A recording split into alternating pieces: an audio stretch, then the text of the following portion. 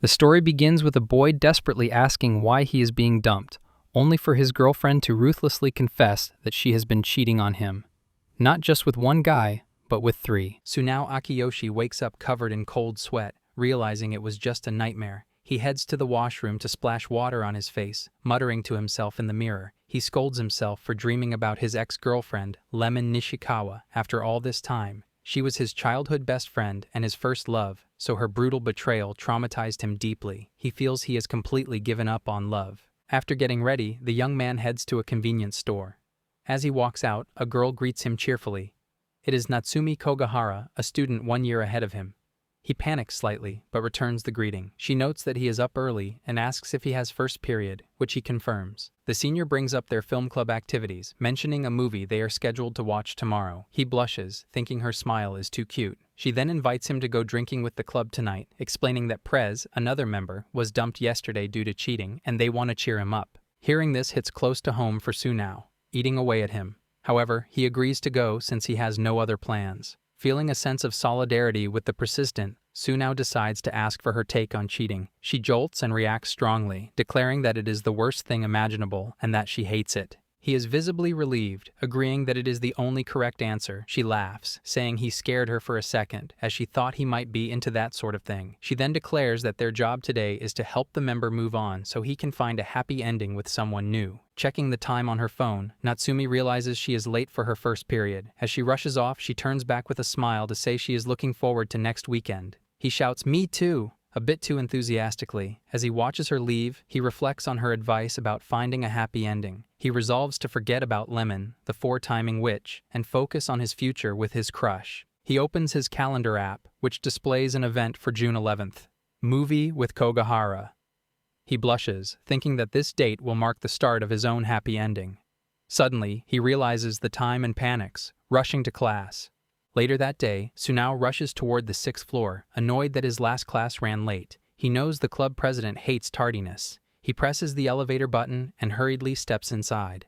Just as the doors are closing, someone calls out, asking him to hold it. He holds the door open without looking. A girl steps in, thanking him profusely. However, when he looks up, he freezes in horror. She freezes as well. It is the witch herself.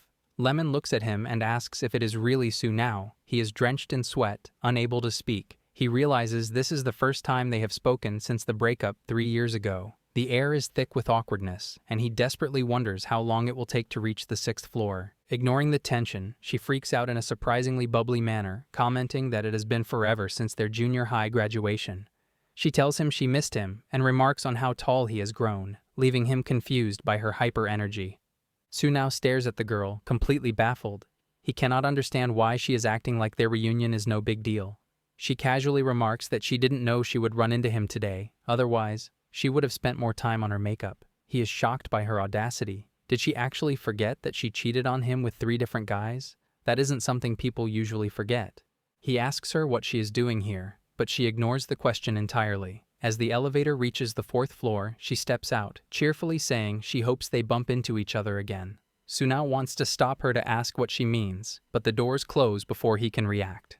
Later, at the film club's drinking party, Sunao realizes there won't be a next time if he can help it. He sits in the corner, radiating gloom. The club president, known as Prez, holding a full glass, scolds him for being late and bringing down the mood. Sunao apologizes, huddled in misery. Prez demands he drink, even if it is just soda since he is 18, to help cheer everyone up. Sunao tries to comply, but his mind is racing. He feels pathetic that a single encounter with Lemon has completely dominated his thoughts.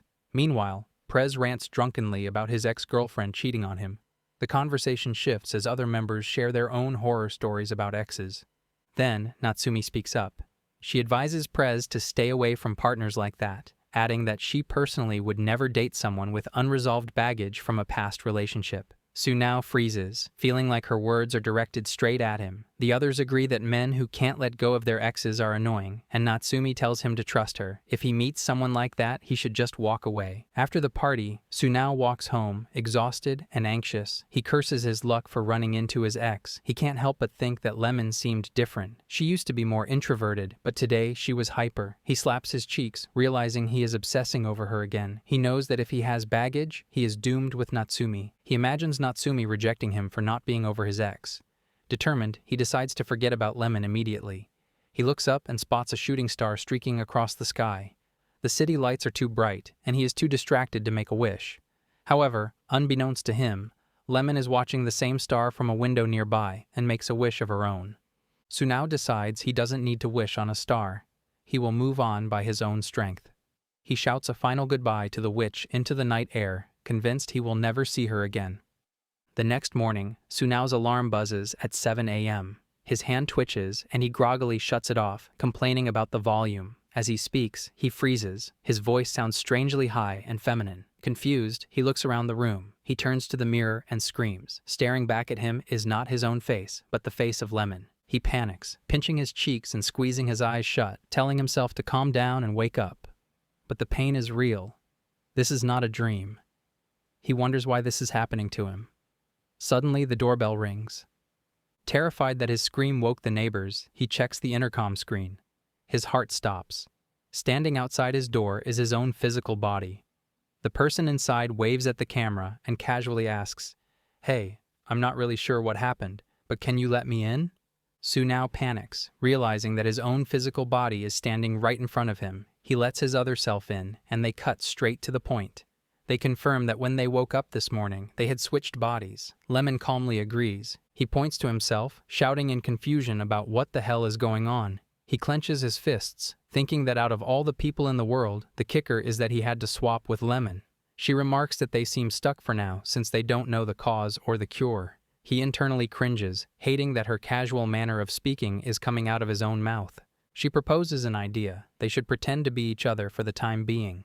He freaks out, but she explains she has a report due for second period that she cannot miss. She shows him the paper and asks him to turn it in for her. He immediately refuses, insisting he cannot pretend to be her. She pleads, saying she cannot afford to skip class, and she is sure he can't either. Realizing he also can't miss his own classes, he hesitates. She takes his silence as agreement and declares it settled. She assures Sunao she will be fine and will act as his spitting image. He takes a deep breath and warns her not to let anyone realize the swap. He stops mid-sentence, terrified that if Kogahara finds out, his chances with her will be ruined. He shouts again for her to keep it a secret. She gives him a thumbs up, saying that given their long history, pretending to be each other will be a piece of cake. As she leaves for his class, Sunao looks at the assignment and bitterly thinks about who exactly ruined that long history. Before she leaves, he remembers to ask which school she attends. She smiles and answers, Tuto University. He is horrified, realizing he has to pretend to be a student at one of the best schools in the country. Later, Sunao arrives at the university. He comforts himself by thinking that the campus is huge and crowded, so as long as he keeps to himself, he won't run into the witch's friends. However, as he stands in front of a campus map, a girl approaches him from behind, greeting Lemon. He freezes, remembering that he is currently the one being addressed. The student asks why he is spacing out. Panicked that her friends found him so fast, he makes a clumsy excuse about needing to use the bathroom and runs away to escape their suspicion. He stops in a hallway, panting heavily and lamenting his bad luck. Unfortunately, it gets worse. Everywhere he goes, people try to talk to him. He realizes with annoyance that everyone seems to genuinely like the witch, and perhaps even look up to her. Eventually, he makes it to class. As the teacher lectures, Sunao sits there completely lost, planning to bolt the moment class ends. The teacher reminds the students to use the outline passed out last week for a quiz on today's material. Sunao frantically searches Lemon's bag, but can't find it, cursing her for not mentioning this.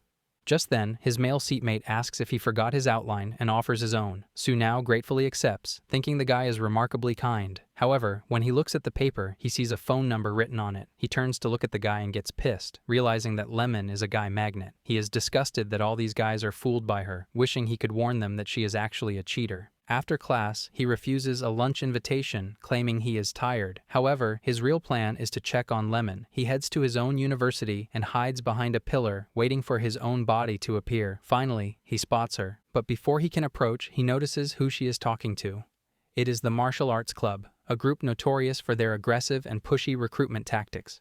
Sunao watches in horror, realizing the rumors were true. The martial arts club really does try to recruit new students using intimidation and muscle. They praise the boy's biceps, ignoring his discomfort. Sunao mentally urges Lemon to just say no, reminding her that she is in his body. However, he quickly realizes that she must be terrified. Even he would freak out if trapped by a group of buff dudes. And Lemon is internally a girl being treated like a man. For her, this situation must be a nightmare. Frustrated but worried, he thinks, "Geez, lady, you are a real pain in the neck."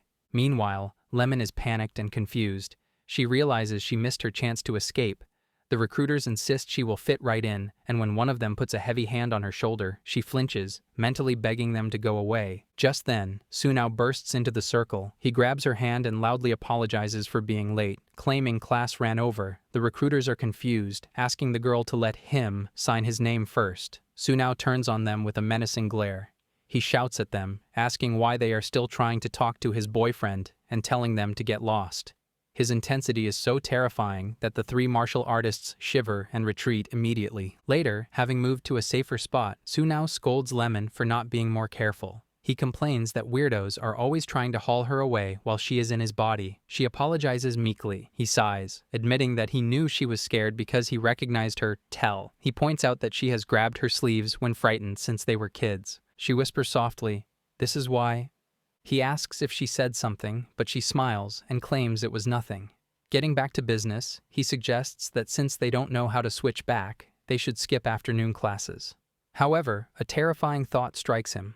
He remembers that she had 4 boyfriends in junior high. If she is drowning in guys now, he will have to pretend to be her and handle all of them. He immediately decides to pass on that nightmare. He asks her directly how many boyfriends she has right now. She looks confused and answers, "None." He is skeptical, reminding her that she cheated on him with 3 guys back then, so he assumed she would have plenty. She falls silent for a moment before replying that she is just taking a break right now. He accepts this, but internally kicks himself for dragging up the past and looking obsessed. They decide to head home to rest. He suggests they just swap apartments since they both live alone. She suddenly freezes and admits she forgot to mention something. She is currently rooming with a friend. He shouts in disbelief, asking why she didn't lead with that information. She vaguely says she forgot and starts to back away. She tells him she will text the details later and sprints off before revealing who the roommate is. Sunao yells for her to come back, but is interrupted by a familiar voice calling out, "Lemon?" He freezes. It is Natsumi. The senior walks up to him, thinking he is Lemon, and asks if he is on his way home. His mind races. Why is his crush talking to his ex so casually? The realization hits him like a truck. The roommate is Natsumi. Oblivious to his internal scream, she chatters on about a sale on ground beef at the grocery store, mentioning she plans to make Salisbury steak for dinner tonight. Meanwhile, the real Lemon watches from behind the bushes. She crosses her fingers, hoping he can handle the situation. As she walks away, her thoughts turn dark. She can't believe she swapped bodies with him, but more importantly, she is shaken by his earlier question. He still hasn't forgotten about the cheating from 3 years ago. She asks herself why she had to lie back then. She admits to herself that even if it was in the heat of the moment, the truth is that she never cheated on him. But now, with truth and lies, and souls all switched, she has to live with the consequences. Meanwhile, walking home with Kogahara, Sunao is freaking out over the 2 crazy things that happened today. First, switching bodies with his ex, and second, discovering that his crush is the roommate. The realization hits him like a truck. He is about to spend the night with her. He blushes so intensely that the senior notices and asks if Lemon is okay. He shouts that he is fine, but internally admits he has no idea how to act around her while trapped in this body. She becomes suspicious, asking why he is calling her by her last name. She narrows her eyes, guessing that he is trying to hide something, specifically eating her pudding in the fridge. He sighs in relief, realizing he can bluff his way through this. However, he panics, wondering what his ex actually calls her. She playfully orders him to call her by her first name this instant, just like always. He forces himself to say it out loud, blushing furiously as he thinks she is killing him. They arrive at the apartment. Natsumin announces home sweet home, but Sunao is too busy staring at the interior. He sees the lived-in space shared by Lemon and his crush and feels flustered all over again. Natsumin wraps up her hair and says she will start making dinner. He excuses himself to the bedroom, claiming he has homework to finish. Once safe inside the room, Sunao whips out his phone and furiously texts Lemon, demanding to know what is going on. She replies calmly, explaining that she met Natsumi at a part-time job in high school. Since their universities are close, they decided to room together. She adds that the roommate is a year ahead of him at the same university and is the sweetest ever. Facts he already knows. She assures him everything will be fine and even sends a cheerful good luck sticker. He is skeptical. Nothing about this situation is fine. She then asks if she got any homework today, and if so, can he do it for her? He marvels at her shamelessness, but agrees. However, when he looks at the advanced university coursework, he freaks out. His ex is incredibly smart, and he has no idea what he is looking at. Annoyed and struggling with the homework, Sunao is interrupted by Natsumi calling him for dinner. He stands up, dreading the meal. He has to pretend to be Lemon in front of someone who has known her for years. There is no way he won't get caught. He worries about whether the real Lemon is doing a good job pretending to be him. However, when he walks out and sees the delicious Salisbury steak, all his worries vanish. His stomach rumbles and he takes his seat. He takes a bite and is floored by the flavor bursting in his mouth. He had no idea the senior was such an amazing cook. She stares at Lemon, waiting for a reaction. He praises the meal enthusiastically, saying the steak is rare and super yummy.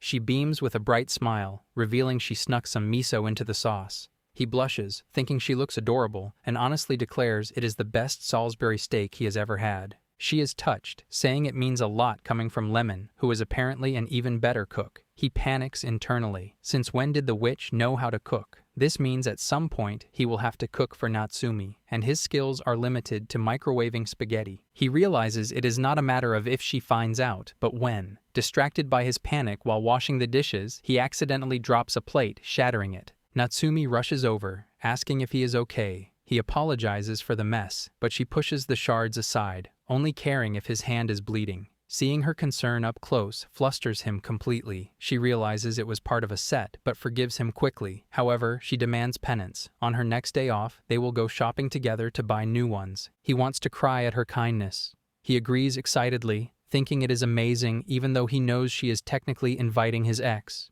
He realizes his heart feels like it is going to explode. He is definitely in love with Natsumi. This solidifies his resolve. He needs to get back into his own body ASAP so he can tell her how he feels as himself. Later that night, lying in bed, he reflects that they are no closer to a solution. He sends a text to Lemon. "Meet me tomorrow morning. Let's discuss changing back." She replies simply. Just then, a knock sounds on the door. Natsumi announces that she is done and the shower is free. Sunao gets flustered, noticing that his crush smells fresh and amazing right out of the shower. However, reality sets in. It is now his turn to wash the body he is currently inhabiting. He panics, deciding this is a terrible idea. He tells her he will pass on the shower today. She immediately shuts him down, asking if he is sick. When he claims he will do it later, she scolds him, reminding him that he specifically asked her to be a shower accountability partner to stop him from procrastinating. She orders him to get in right now. He reluctantly agrees, clenching his fists.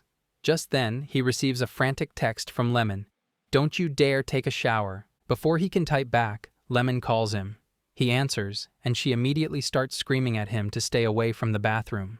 She warns him that even if the roommate tries to drag him physically, he must resist. He whispers furiously, asking how he is supposed to fend her off without blowing his cover, blaming his ex for needing a shower babysitter in the first place. Natsumi yells from the hallway, reminding him to hurry up. He tells Lemon he has no choice. She sighs and tries to give him a strict list of routines to follow. He argues that he can't do a complex routine with his eyes closed. Overwhelmed, he hangs up on her. Both of them freak out, he because he has to do it, and she because she realizes she probably has to shower in his body too. Eventually, Sunao takes the shower, but keeps his eyes squeezed shut the entire time. He blindly dumped shampoo on his head and rinsed it off, exhausting himself with the mental effort. When he comes out, Natsumi mentions she is sleepy after staying up late listening to a friend rant about the club party. She waves goodnight and heads to bed. He waves back, his heart racing. The domestic atmosphere makes him feel like they are a couple living together. He climbs into bed, realizing that despite the stress, living with Kogahara is amazing.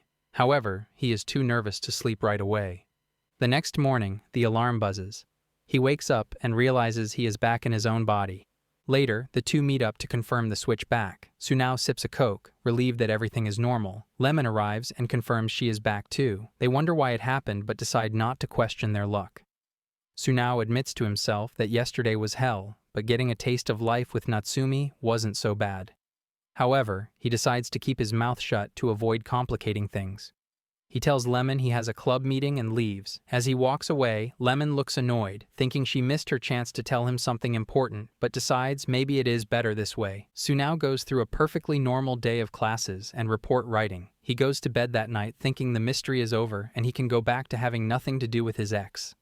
The next morning, they meet at a cafe, swapped again. Sunao is furious, demanding to know why this is happening. Lemon tucks her hair behind her ear, frustrated. She analyzes the pattern. They swapped 2 days ago, were normal yesterday, and are swapped again today. She theorizes that they might be switching back and forth on a schedule. He refuses to believe it, but realizes it is possible. They might be stuck like this forever. She suggests they stop panicking and start strategizing. They need to swap important information and set ground rules to keep their secret safe. He agrees. She suggests starting with the basics: school, friends, and apartments. She giggles nervously and brings up the topic of her roommate. She apologizes for not telling him sooner and asks how it went going from strangers to roommates with Natsumi. He explains that he actually knows the roommate from the film club. She is surprised, shouting that it is a small world. She takes a step closer, saying that at least the senior isn't a total stranger, which is nice. He argues that knowing her actually makes keeping the secret harder. She nods and starts explaining the apartment rules. They take turns doing chores, cook together on weekends, and handle bath schedules. When she mentions bath and shower stuff, he blushes furiously. She immediately shuts him down, shouting that there will be absolutely no bathing or showering while they are swapped, period. Sunao agrees quickly, saying it is awkward for him too.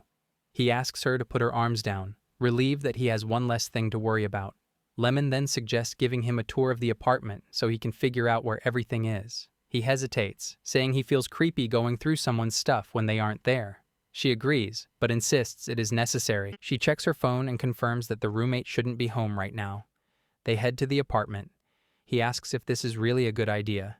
She assures him it is fine since Natsumi went to a friend's house. He remarks that he hopes so, feeling weird about sneaking into his crush's house. They enter and start the tour. She begins to show him the room, but suddenly, the front door creaks open. Both of them freeze. Natsumi walks in, calling out that she is home and asking if Lemon is there. The two swappers scramble to hide. He whisper shouts at his ex, demanding to know why she said the roommate was out. She panics as Natsumi mutters to herself about forgetting something. He realizes this is bad. If the senior sees a guy in her roommate's room, it's game over. He whispers that they have to hide. Meanwhile, Natsumi notices a pair of unfamiliar shoes by the door that don't belong to her or her roommate. She wonders if Lemon has a friend over. Suddenly, the bedroom door opens. Lemon steps out boldly in Sunao's body. The senior is shocked, asking what Akiyoshi is doing there. Lemon, being in his body, calmly replies that he is just visiting. Natsumi is confused, asking if they know each other. She smiles and says that they do. Natsumi marvels at the small world, asking how they met since they go to different schools. Before Sunao can panic from his hiding spot, Lemon declares, they are childhood friends. Natsumi gasps, saying she had no idea. Lemon agrees it is crazy that the three of them were friends without knowing it. Natsumi accepts the explanation, assuming they must be close if he is visiting. She then grabs her wallet, explaining she just stopped by to get it. She calls out to Lemon, who is actually Sunao hiding in the back, that she will be at her friend's house all day. Before leaving, she turns to the boy, actually Lemon, and brings up next weekend. She asks if it would be okay to meet a little later than planned, because she needs to stop by her campus in the morning. Caught off guard, Lemon agrees casually. Natsumi thanks him and leaves. As the door closes, Sunao feels his blood run cold. He was so focused on the body swap curse that he forgot something vital. Next weekend is his movie date with Natsumi. Lemon sighs in relief, thinking the senior didn't suspect anything. However, she notices him staring at the calendar with a look of pure despair. She asks him what is wrong. He does the math in his head. Today is June 1st. His date is June 11th. Assuming they keep switching bodies every other day, June 11th falls exactly on a swap day. She asks what Natsumi meant about next weekend, admitting she just agreed to whatever popped into her head. He collapses onto the floor, defeated, wailing internally about what is going to happen to his date. As suspected, Sunao is back in his own body. As he walks to class, he stares at his calendar, still recovering from the mental breakdown he had yesterday. He realizes that June 11th, the day of his movie date, is a swap day, meaning he won't be in his own body. However, he calms himself down with a simple solution. He will just reschedule. Perfect timing. He spots Natsumi ahead and calls out to her. He apologizes, claiming something urgent came up for next weekend, and asks if they can reschedule. She smiles kindly and says not to apologize. They can definitely pick another day. He sighs in relief, thanking her. He asks when she is free. She checks her calendar and suggests dates in mid-June, the 9th, 13th, or 15th. He freezes. All 3 of those dates are swap days. He stays silent, unable to answer. She notices his hesitation and assumes he is busy. She suggests pushing it to later in the month. However, she checks the movie listings and realizes Green Flash 2 is only in theaters until the end of the weekend. She concludes that since he is so busy, they probably just have to cancel. She shrugs and says that it's just the way things go, but he can clearly see the disappointment on her face. She admits she had been looking forward to their post-movie analysis. He panics. He can't tell whether she's upset about canceling their plans or simply missing the movie, but either way, he refuses to be the reason she's unhappy. Gathering his courage, he stops her and gets her attention. Later, Sunao meets up with Lemon and explains everything. She's shocked and asks if he's seriously suggesting that she go see a movie with Natsumi while pretending to be him. He bows deeply, begging for her help. She tells him to stop bowing. She doesn't really understand the panic, but she doesn't mind helping. He feels relieved, even though he knows it's incredibly risky. Still, he can't stand the thought of making his crush sad. She asks what movie it is. He shows her the poster for Green Flash 2. She points out that the 2 means it's a sequel and admits she hasn't seen the first one. He freaks out. The whole reason they made the date was because they bonded over the first movie. He tells her she needs to watch the first one or she won't follow the plot. She shrugs, saying it isn't on any streaming apps, and figures a sequel can't be that hard to follow. She adds casually that if she gets confused, she might fall asleep. He screams internally. If he falls asleep on their first date, the senior will think he is bored, and it will raise questions. He decides he has to cram as much information into Lemon's brain as possible before the date. He rents the first movie and shoves his phone in her face, declaring it is study time. She suggests watching it on a bigger screen at his place. He agrees, though he feels mildly depressed that the first girl to visit his apartment is his ex-girlfriend. At his place, Lemon makes herself comfortable, remarking that it feels like half her place anyway since she swaps bodies with him. She asks what the movie is about. Sunao launches into a passionate explanation. It is an action movie based on an American novel where the protagonist fights an evil organization to protect his climatologist girlfriend. He praises the character development and admits he identified with the protagonist big time. He raves about the cinematography holding up well despite its age. Our lad keeps blabbering until she tells him to stop. He thinks indignantly that she was the one who asked, noting that she is way ruder than she used to be. However, she admits she is starting to get excited since she hasn't been to a movie in ages. He is surprised she isn't a movie person. Lemon explains she usually just watches whatever Natsumi is watching at their apartment. He sits there, thinking that watching movies at home with the roommate sounds like the perfect date. He imagines how lucky that would be. Just then, the doorbell rings. He excuses himself, assuming it is a package, and leaves the room. Left alone, Lemon's face turns bright red. She realizes she is sitting in his apartment, watching a movie with him. It effectively feels like a home date, their first since the breakup. She hugs a throw pillow tightly, wondering how she is supposed to focus. Thinking about his passionate expression when talking about movies, she realizes he hasn't changed a bit. Despite all the time that has passed, she admits to herself that she still loves him. Sunao returns and notices her flushed face. He asks if she is okay. She panics and compliments the pillow to distract him. He bluntly replies it was the cheapest one he could find. He asks why she is blushing, but she defensively denies it and tells him to start the movie. As the film plays, Sunao feels weird sitting next to his ex like this. However, he notices that the awkwardness has vanished. Lemon is laser-focused on the screen. It reminds him of the past when they used to watch movies together on his couch all the time. He recalls a specific memory where Lemon agreed to watch another movie just to make him happy, even though she wasn't really interested. Back in the present, Sunao glances at her, worried he is forcing her to do this, but Lemon seems genuinely engrossed. When the movie ends, she beams and says it was great. Sunao smiles, noting her total 180-degree turn in attitude. Lemon admits she didn't think it would be this good.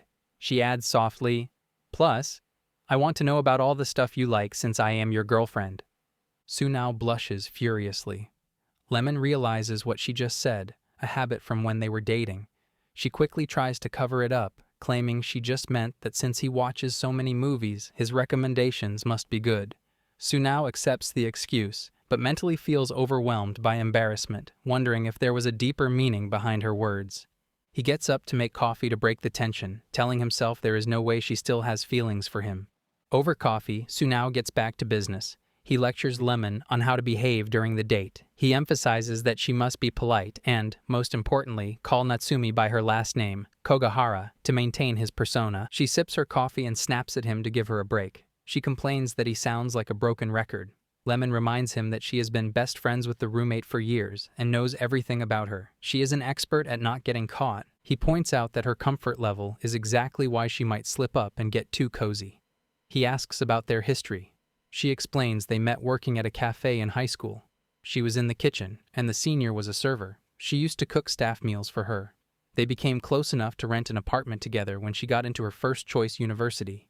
He is sad, realizing he has fallen for his ex-girlfriend's best friend. He mentally begs for someone to put him out of his misery. The prep session ends, and he reminds her one last time to follow his strict instructions. She tells him not to worry and leaves. Alone again, he collapses on the floor, anxiety eating him alive. He prays Natsumi won't find out. Meanwhile, Lemon walks home, feeling a mix of nerves and satisfaction. She feels like she actually managed to confess her feelings during the movie, even if he didn't catch it. She decides that as long as the roommate doesn't find out, she has nothing to complain about. Lemon arrives home. Natsumi greets her and remarks that she was gone for a while. Lemon is vague, simply saying she was visiting someone. Hiromi accepts this without prying. Lemon retreats to her room, realizing how close a call it was. It hits her that her roommate and Sunao are close enough to go on a movie date alone. They must really want to see that sequel. Back at his apartment, Sunao sits in front of his laptop with intense determination. Since he cannot go on the date himself, he decides to script the entire event. He begins typing out a plan to create the perfect date, determined to make sure his ex follows it. Finally, June 11th arrives, and as expected, their bodies have switched again. Sunao shouts in celebration that it is time for his date with Natsumi. Lemon casually remarks that the weather is great today. He feels a surge of irritation, knowing he isn't the one who will actually get to enjoy the date. She asks why he is even there. He thinks to himself that while it isn't her fault, his anxiety is eating him alive, so he plans to watch her like a hawk. He tells her he swung by to drop something off and hands her a thick stack of papers. She flips through the pages, seeing complex flowcharts and diagrams. She shouts, asking what the hell this is. He explains that he has the whole day planned out. Plan A is the default, but he also included Plan B just in case it rains. She bluntly calls his hard work absurd. The insult hurts him, and he protests that he spent 3 days preparing these plans. She argues that it is just a movie, not a military operation. He snaps that she promised, so she needs to follow the plan. She sighs and reluctantly agrees to do it. Relieved, he tells her that Natsumi will be there soon, and reminds her they are meeting at the north exit. She waves goodbye, assuring him she got this. However, the moment she walks away, she spots a trash can and immediately shoves the entire stack of papers inside. She apologizes internally to him, thinking she can't be bothered to follow his bajillion plans, especially since the stack won't even fit in his tiny bag. She understands he wants to show the senior a good time, but she decides she can handle that on her own. Meanwhile, Sunao enters full spy mode. He hides behind the bushes in a disguise, hoping Kogahara-san won't spot him. He watches his ex, thinking she looks like she is missing something, specifically his plan sheets. Finally, Natsumi arrives. He blushes from his hiding spot, thinking she looks incredibly cute. From the outside, they look exactly like a couple. He snaps a few photos, feeling the need to document it, then strains to listen and check whether they're sticking to the plan. By his schedule, it should be lunchtime. Step 1 was to suggest a cool, pre-selected restaurant. He worries because he doesn't see Lemon holding the plan sheets anywhere. Instead of suggesting a place, Lemon asks Natsumi what she wants to eat. He panics internally. That is not how she is supposed to do it. He wanted her to offer a cool and gentlemanly suggestion, not ask for input. Natsumi replies that she is in the mood for rice. He is surprised to learn she is a rice person. He realizes it is a good thing his ex didn't follow his suggestion for pasta, but he is still stressed that she is winging it. Lemon pulls out her phone and shows Kogahara-san a spot she saved on Instagram. Natsumi looks at the photos and agrees it looks really excellent. Lemon mentions that their Luro fan, braised pork rice, is supposed to be excellent. Natsumi worries that it might be too crowded to get a table. Lemon immediately calls the restaurant and confirms they have space for 2 in 15 minutes. Watching from the bushes, Sunao is stunned. He admits to himself that she is handling it like a pro and seems completely on top of everything. Lemon tells Natsumi that the restaurant is a bit far from the station and hopes that is okay. The senior smiles, saying it is perfect because the walk will make them hungrier. Watching from a distance, Sunao realizes they are totally off script, but admits it might be for the best. As they walk, Natsumi mentions that whenever she goes out with friends, it takes forever to pick a restaurant. She tells him she is glad they didn't have that problem today. Lemon agrees, noting that she usually takes charge in those situations, though her friends tease her for being pushy. The senior laughs, assuring him that when someone is as indecisive as she is, pushy is actually a good thing. Sunao, hiding behind a pole, thinks that they are really hitting it off. Natsumi then makes a keen observation. He reminds her of Lemon. She explains that his ex is also the type to take care of everything and make stuff happen, which makes hanging out with her stress-free. Lemon feels a spike of nervousness at the comparison. She quickly covers, saying it is cool, and guessing that when people grow up together, they start copying each other. Sunao exhales, thinking, crisis averted. Barely. He worries that she won't be able to handle this charade for much longer. After lunch, the couple heads to the theater to watch the movie. Sunao follows them in. However, being a movie buff, he stays in the theater until the very end to watch the post-credits scene. By the time he rushes out, the theater is empty. He panics, realizing he lost them. He finally spots them walking ahead. Natsumi is raving about the movie, saying she loved it. Sunao hides behind a wall, relieved that his ex got through the screening okay. The senior mentions she was on the edge of her seat when the sidekick from the first movie showed up. Lemon agrees enthusiastically, calling it her favorite scene. Sunao listens as she gives a detailed analysis of the climax, explaining how the hero's save led perfectly into the showdown and tied back to the revenge plot of the first film. He is impressed. She is smart, and her takes are actually better than his own. He feels a weight lift off his chest, thinking that with the movie over and the conversation flowing, it should be smooth sailing from here. Just then, his relief shatters. He notices Lemon staring intently at a women's clothing store window. Sunao freaks out. He mentally screams at her, reminding her that she is a dude right now and cannot be caught drooling over women's clothes in his body. The senior might start asking questions they can't answer. Sure enough, Natsumi notices him staring and asks what it is. Lemon jolts, realizing she momentarily forgot she was inside his body. Natsumi asks if he sees something he likes. Thinking fast, she improvises. She points to the clothes and says that those clothes would look nice on you. Natsumi is surprised. Lemon doubles down, asking if she doesn't think they are pretty. The senior admits they are cute. Seizing the chance to cover her tracks, she suggests, "How about you try them on, since we are already here?" They enter the store. Lemon sighs internally, thinking that was a great recovery. As Natsumi picks up the items, Lemon stops her and suggests pairing a specific skirt with a blouse. The senior looks at the combination and is amazed. They go really well together. Kogahara admits she didn't realize Sunao knew so much about fashion. Lemon almost reveals that she knows because Natsumi has stacks of fashion magazines at home, but stops herself. Instead, she smiles and says she just thought it would look cute on her. The senior blushes at the compliment. Lemon pushes her toward the changing rooms, telling her it is time to try them on. Inside the fitting room, Natsumi stands flustered, clutching the clothes to her chest as her face burns. The compliment caught her off guard. He never seemed like the type to say something like that. Realizing she's seeing a whole new side of him, she admits she's having fun. He's easy to talk to, and she loves spending time with him. Little does she know, she is falling for Lemon. Meanwhile, in the main area of the store, Sunao is in trouble. A shopkeeper has cornered him, holding up the same skirt his ex pointed out earlier. The clerk insists it would look great on him, noting it is part of their new summer lineup. She cheerfully encourages Lemon to try it on. He stands there, horrified, silently screaming for someone to help him. At the university, Sunao is finally back in his original body. He enters the classroom and greets his friends casually. They reply that not much is going on. He notices Natsumi nearby. She looks fidgety. He calls out to her from behind, and she turns around, her face flushing red. He smiles and thanks her for going to the movie with him, adding that he had a great time and would love to do it again sometime. She doesn't answer immediately. The silence stretches, becoming painful. He asks if something is wrong. She stammers a quick apology, mutters, "Same here, thanks," and then abruptly changes the subject. She claims the movie is starting soon, though they are in class, and says she needs to grab snacks, literally running away from him. Later, when she returns, he tries to approach her again, asking what she got. She ignores him completely. She turns her back to him and enthusiastically shows her snacks to her friend, raving about how yummy they are. He is left standing there, confused, while the rest of the class watches the awkward interaction. When class ends, a friend announces that the group is going to get dinner. Sunao turns to his crush, hopeful, and asks if she is coming. She immediately stands up, shouldering her bag. She tells the group she is going home today, compliments the movie again, and wishes them fun at dinner. She hesitates for a split second, murmurs, "See you later," and leaves. Sunao stands there, stunned. He wonders if she is avoiding him, but deep down, he already knows the answer. Later that evening, Sunao is eating ramen with his friend, Suzuka. Out of nowhere, Suzuka states the obvious. She's avoiding you. Sunao shouts in despair, asking why she would do that. His friend remarks that he didn't expect Kogahara to be this cold. He always thought Sunao was the closest to her among the freshmen in the film club.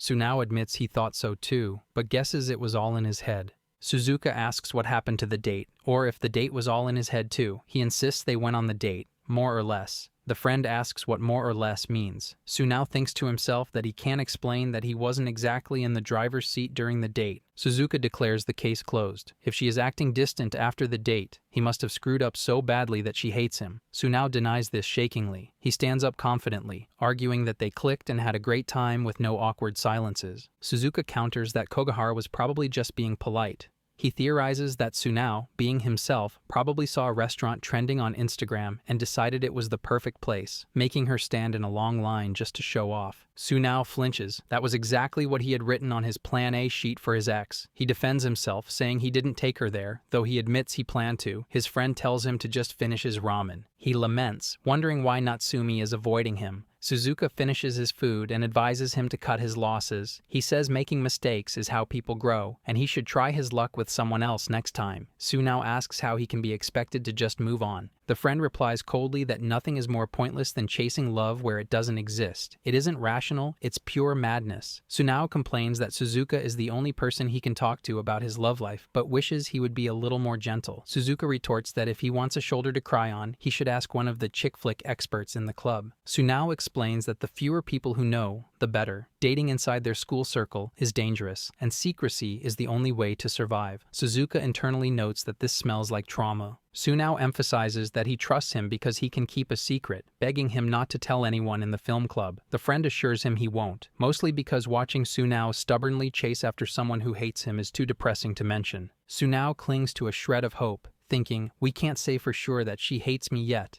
Later, on a body swap day, Natsumi greets Sunao with a cheerful good morning and offers him coffee. He accepts, thanking her, but his mind is racing.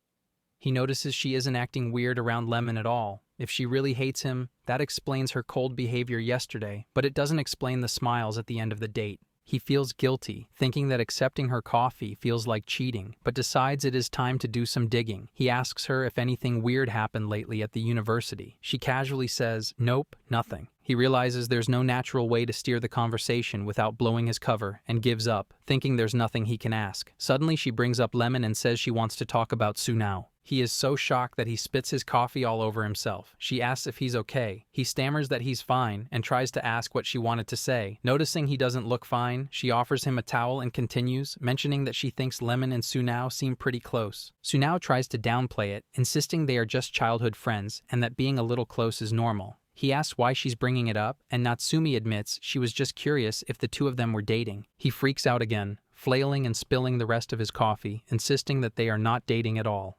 She points out the mess and hands him the towel. As he frantically mops up the coffee, she asks if he is okay, noting he seems off today. He insists he is fine, just surprised by the question. She apologizes, but then smiles and says, "So, you aren't dating," before taking the towel to the laundry. He watches her go, realizing he can't read her face at all. She said she was going to get ready for class, leaving him alone to spiral. He tries to put the puzzle pieces together. The senior is distant towards him. His friend claims she hates him, but she is sweet to Lemon, and she blushed when she confirmed they weren't dating. He comes to a terrifying conclusion. Natsumi must have a crush on Lemon. If that is true, everything makes sense. He appeared out of nowhere, so the senior sees him as a threat to her romance with his ex. The movie date wasn't a date. She was sizing up her rival. He realizes he didn't hit it off with her. She was drawing battle lines. He puts his head in his hands, thinking this is a nuclear disaster. Meanwhile, Lemon is walking to university, feeling sleepy and annoyed that the body swap is messing up her routine. Suddenly, Suzuka calls out to her from behind. She turns around with a jolted expression. The friend comments on her face, asking if something is wrong with it. She struggles to remember his name before landing on Suzuka. He notes that Sunao seems chipper today and asks if he patched things up. She is confused and asks what he is talking about. He sighs, saying that even if Kogahara refused to look him in the eye yesterday, maybe she will get over it eventually. Lemon freezes. The roommate wouldn't look him in the eye? Did they fight? She realizes Sunao must have done something to make her mad. She immediately calls him. When he picks up, she shouts, asking if he fought with Natsumi. He denies it. She argues that the senior is avoiding him, so he must have done something. Sunao, who currently believes Natsumi sees him as a romantic rival, retorts that it is none of her business.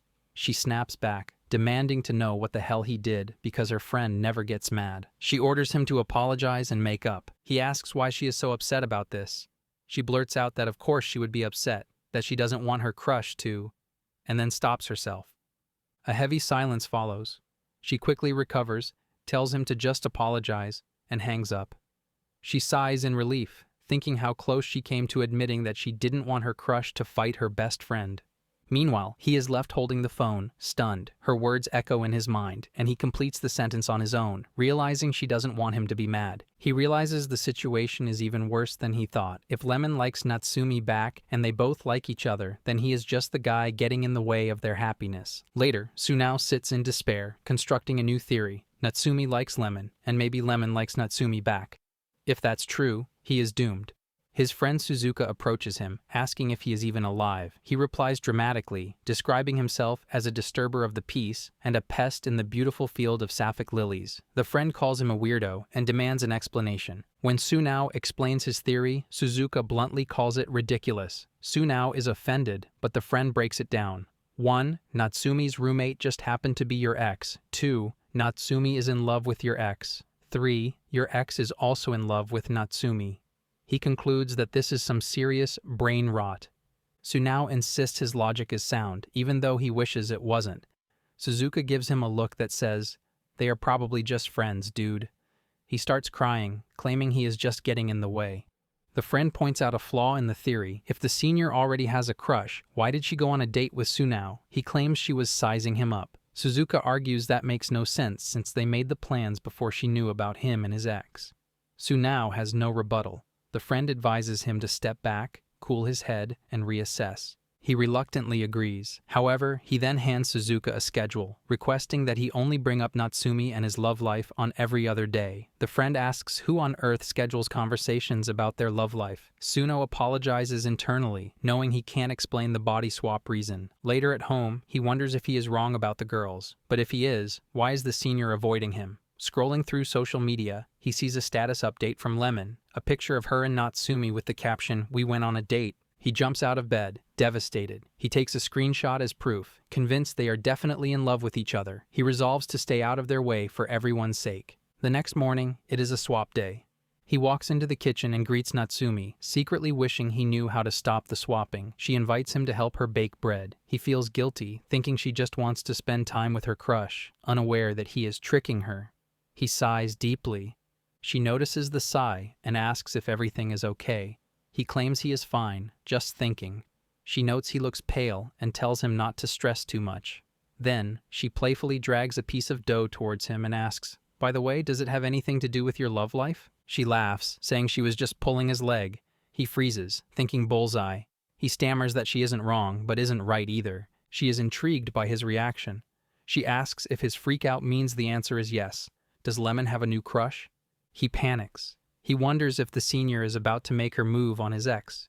He realizes that if he says yes, she might give up on Lemon to respect her friend's feelings. He debates lying to save himself, but ultimately decides he cannot break Natsumi's heart. He tells her it is a secret for now. She pouts, wanting to know more. He laughs nervously, deciding he will not put words in his ex's mouth either. He promises to tell her eventually. Natsumi agrees to be patient, but reminds him that she is older and available for advice anytime. He is confused by her supportive reaction. He wonders why she would want to give dating advice to her own crush. He starts to suspect that her crush might not be Lemon after all. She reminds him he has morning classes, and he leaves for university, thoroughly confused. Meanwhile, Natsumi sighs in disappointment. She thinks that if her roommate had admitted to a new crush, it would have been the perfect time to ask for advice about Sunao. She assumes Lemon has lots of dating experience, whereas she is too embarrassed to talk about herself. She worries about running away from the boy the other day, fearing he thinks she was rude. She dreads the club meeting tomorrow, unsure if she has the courage to talk to him. She opens her phone and sees an ad pop up claiming she avoided the guy she likes and that he hates her now. Freaking out, she takes it as a bad omen. The next day, Sunao is back in his real body. He walks into the club meeting, and Natsumi greets him enthusiastically. He is shocked but returns the greeting.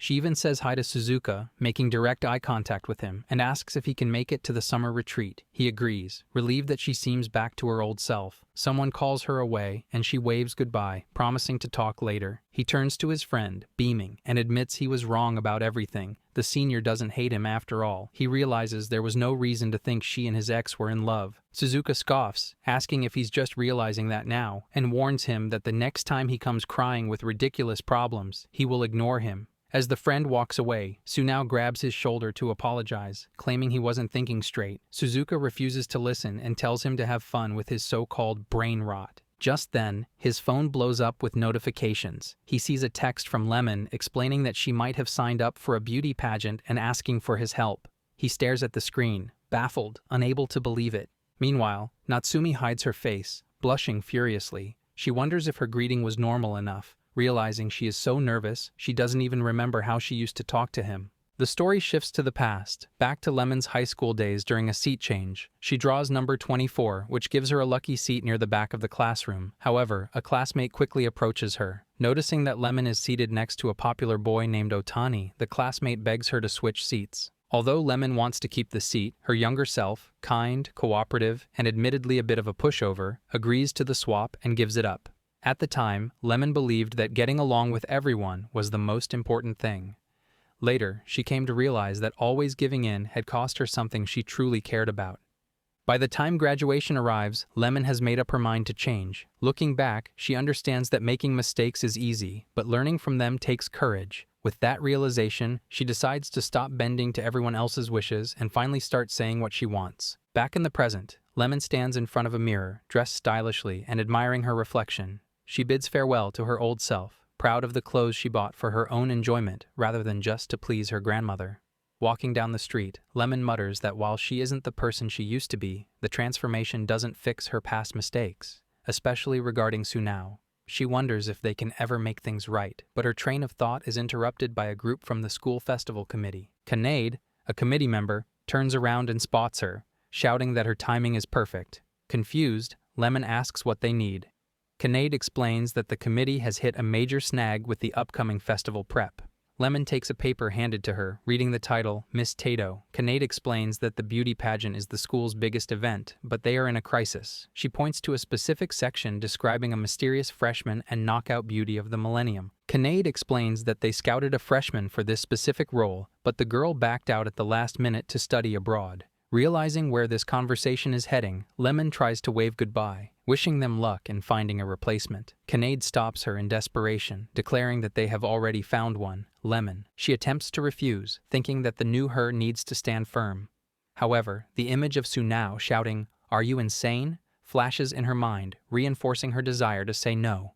She tries to apologize and leave, but Kanade shuts down her escape, screaming that if they don't find a contestant by the end of the day, the committee president will completely lose it. Having been rejected by everyone else, Kanade begs Lemon to do it just this once, leaving her cornered. Later at the cafeteria, she casually mentions her decision to run for Miss Tieto, causing Sunao to shout immediately. Standing up in disbelief, he asks if she is serious or if she somehow forgot about their body swap situation. When Lemon insists she couldn't just walk away from a friend in trouble, Sunao collapses onto a sofa, accusing her of letting people walk all over her just like she always has. Offended, she snaps back that she has changed and deserves some credit, but he dismisses her defense, declaring that he simply refuses to be in a beauty pageant. End of story. Ignoring his refusal, Lemon argues that she already signed up. Sunao counters that she hasn't thought this through, panicking about specific categories. Blushing, she explains that most contemporary pageants abandoned that tradition long ago and lightly scolds him for even thinking about it. Sunao shouts that between the shower incident and this, the risk is too high, insisting that he is not an actor and cannot pull this off. Desperate, Lemon uses her last resort. Through tears, she reminds Sunao of everything she has done for him, pretending to be him for an entire day, attending his classes so he wouldn't fail, and keeping his secrets from his friends. Crying dramatically, she keeps pushing until he finally gives in. She immediately brightens up and apologizes for the emotional blackmail, then pulls out the schedule. She explains that the pageant works like an election. Tomorrow is the contestant announcement, where he will put up posters, followed by a photo shoot, a local event appearance, and a guest appearance on the university radio show. Sunao feels overwhelmed by the amount of work, but Lemon only smiles, saying that with the two of them working together, they might as well aim to win. Watching him fidget, she thinks that this is a perfect excuse to spend time together. She resolves to do whatever it takes to show Sunao she isn't the liar she used to be. She needs him to give her a second chance. Meanwhile, Sunao searches the pageant history on his phone, horrified to find that past winners went on to become top models and TV stars. Realizing the massive scale and potential fame involved, he looks up with a pale face and tells Lemon that, actually, he doesn't think he can do this. The next day is swap day. Kinade gathers everyone and explains that they will be volunteering at a local market, which is also one of the pageant's sponsors. She encourages them to work hard to collect off-campus votes and reminds them to make a good impression on the public. Holding a stack of flyers, Sunao, who is currently in Lemon's body, thinks that this isn't what he imagined a beauty pageant would be like, but at least handing out flyers is simple enough. Soon, 3 beautiful girls approach him. They confirm that he is the rumored adorable freshman, Nishikawa, and excitedly compliment his cute face, saying they look forward to sharing the stage with him. As he shakes hands with them, he realizes that these impressive girls are his competitors, and a wave of nervousness hits him. One of them asks what winning the pageant means to him. When they notice his confusion, they explain their own goals. One wants to become an idol, another hopes to be scouted overseas or become a news anchor, and the third is already a model aiming to advance her career.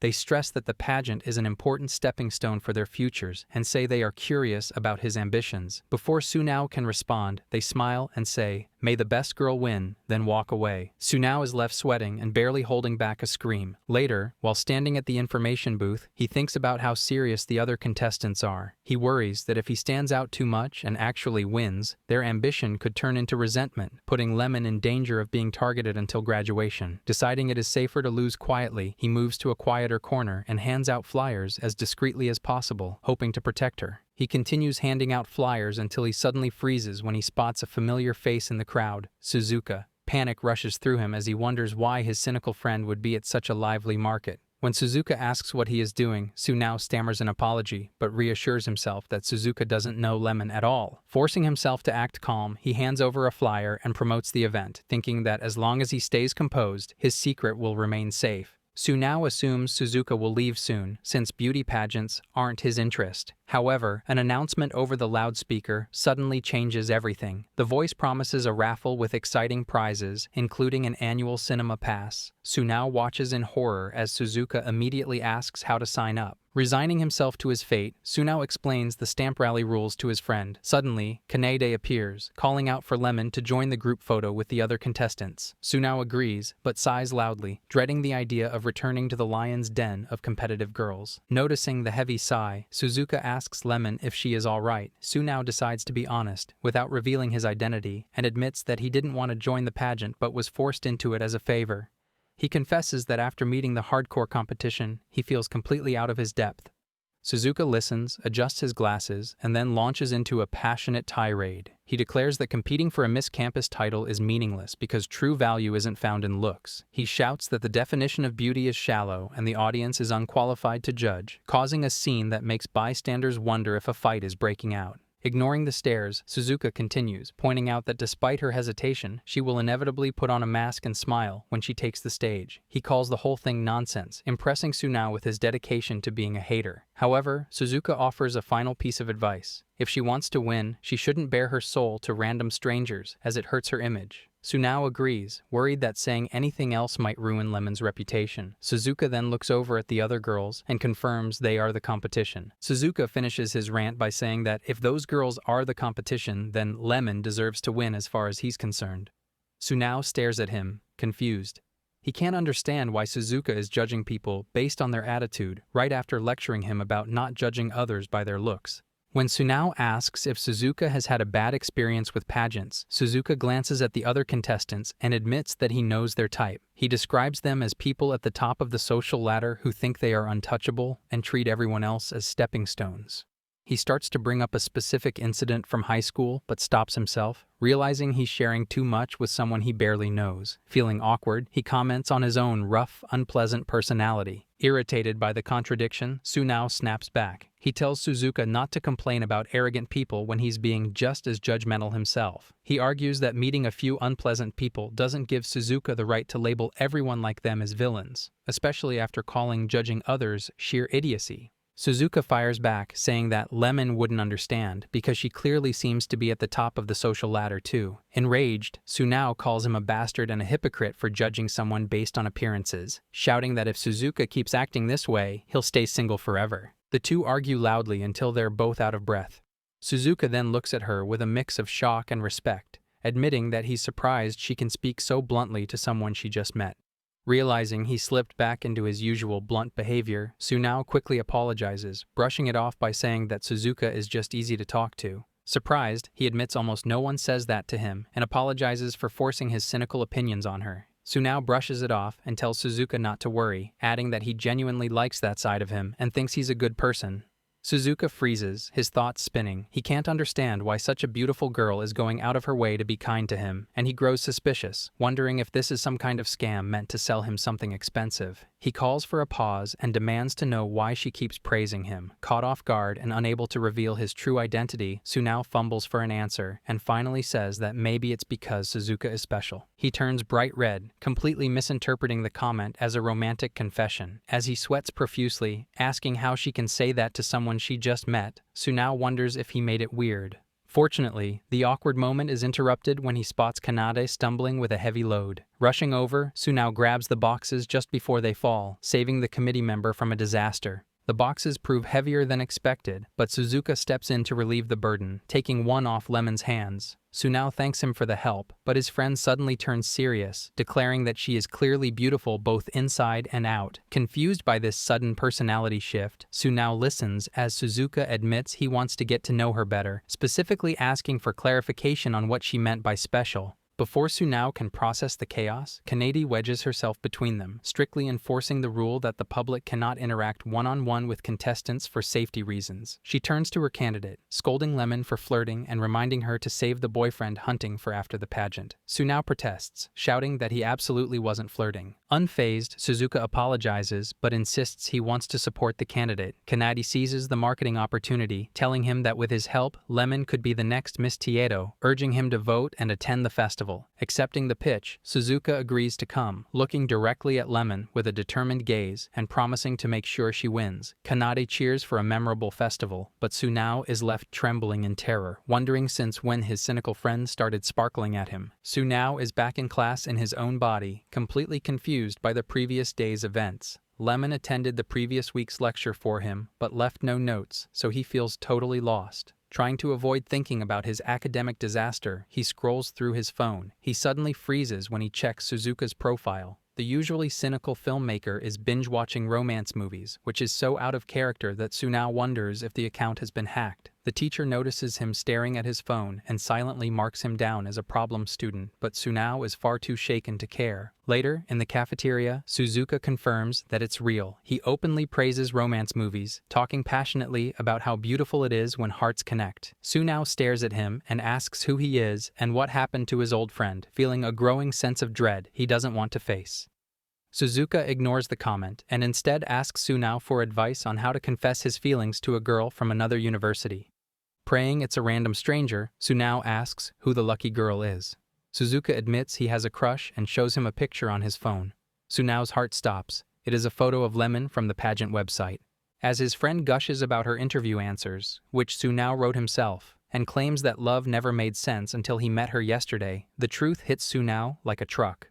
Suzuka isn't in love with Lemon. He is in love with the person he met yesterday, Sunao.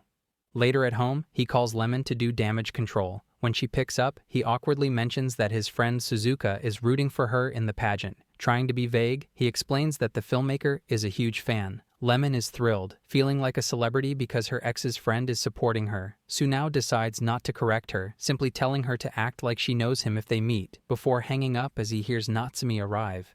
Natsumi enters the room with ice cream, noticing that Lemon was on the phone. She waves it off and they settle down to eat. Natsumi notes that Lemon has been busy with the pageant lately, complimenting one of her promotional photos. She mentions that the Tiedo University School Festival is this weekend, which is unusually early compared to other schools. Natsumi reveals she is going on Sunday, but her friend canceled, leaving her to go alone.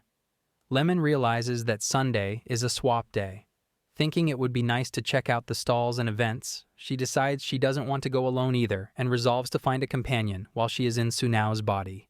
The next day, now inhabiting Sunao's body at the university, Lemon approaches Natsumi. She casually mentions that she is going to the festival on Sunday and is looking for someone to go with. Natsumi hesitates, blushing as she admits she is also going on Sunday and needs a partner. Lemon cheerfully suggests they go together, and Natsumi agrees, flustered but happy.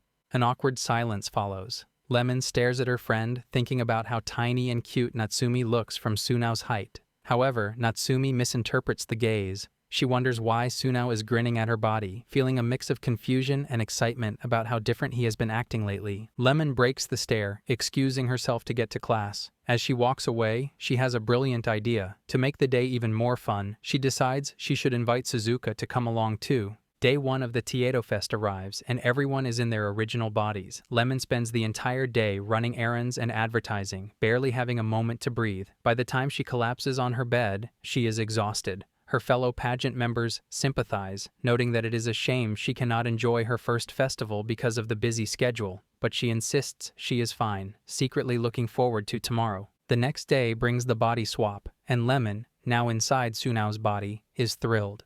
Finally free from pageant duties, she is ready to have all the fun she missed yesterday.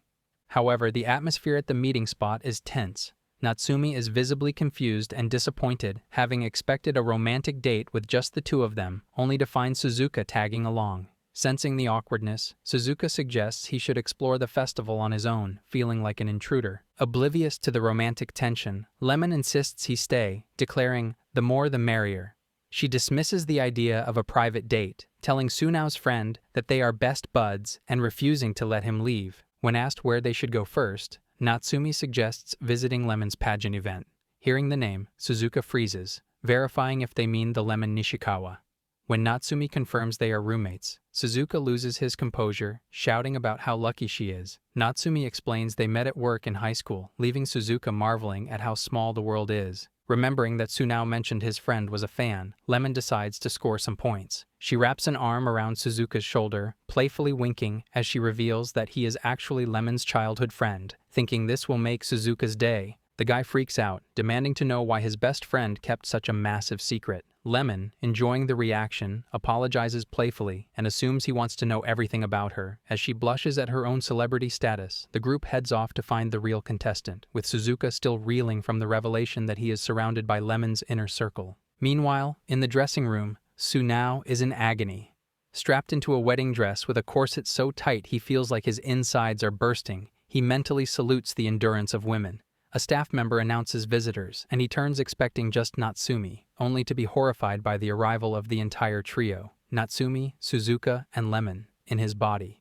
Sunao whispers furiously at his ex, asking why she brought the whole squad without warning. Lemon grins, calling it a surprise, but Suzuka steps forward, noting how friendly Sunao and Lemon seem. Suzuka greets the contestant, marveling at the connection between her and his best friend. Natsumi smiles, happy to see the younger students getting along so well, but the reunion is cut short when the staff kicks everyone out to set up equipment. The group decides to kill time by watching a movie, leaving Sunao, still in the dress, stuck wondering how he got roped into this. As the movie plays, Sunao wishes he was sitting next to his crush, Natsumi. Instead, he is seated next to Suzuka. Drifting off to sleep, he accidentally slumps over and hits his friend's hand. Suzuka freezes, face burning red. Feeling her warmth and smelling her perfume, Suzuka's mind races with dangerous hope. He starts to believe he might actually have a chance with her. As the movie plays, Sunao sits in the dark, unable to focus on a single scene, mentally begging Suzuka to stop misinterpreting everything. When the credits roll and they step outside, Natsumi happily fills out the survey, praising the film, while Sunao realizes he doesn't remember a second of it. Suddenly, Lemon, currently in Sunao's body, spots a stall selling meat-wrapped rice balls and decides the long line is worth the wait. Seeing an opportunity, she grabs Natsumi's hand and drags the flustered girl away to get food, leaving the other two behind. Watching his own body act so bold, Sunao panics, mentally screaming at his ex to stop acting weird before she makes Natsumi suspicious. Suzuka, however, misreads the situation completely. He watches Sunao leave and nods approvingly, thinking his friend is finally going all out to win Natsumi's heart.